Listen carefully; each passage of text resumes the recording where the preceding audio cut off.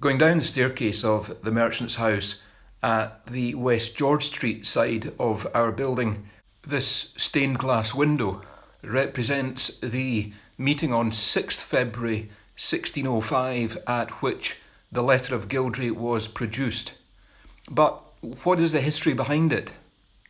Well, briefly, in the latter part of the 16th century, the craftsmen had few governing privileges.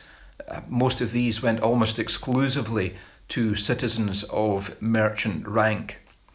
Tensions grew and came to a head at an incident in 1583 when a craftsman tried to insist on being ranked alongside the merchants at a Wappenshaw, which was the parade through the city by burgesses bearing arms, showing that they were going to keep order in the city or defend it, and basically this ended up in a riot.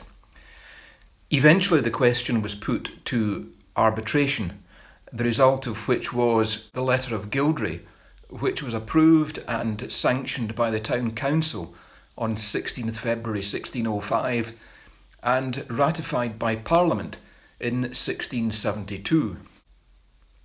A Dean of Guild and a Deacon Convener were appointed to control the admittance of members to the Guild. Membership of the Guild was now a prerequisite for becoming a borough magistrate or a town councillor, so effectively the two houses now controlled the government of the city. This Letter of Gildrey granted the city's craftsmen a similar status to that of the merchants.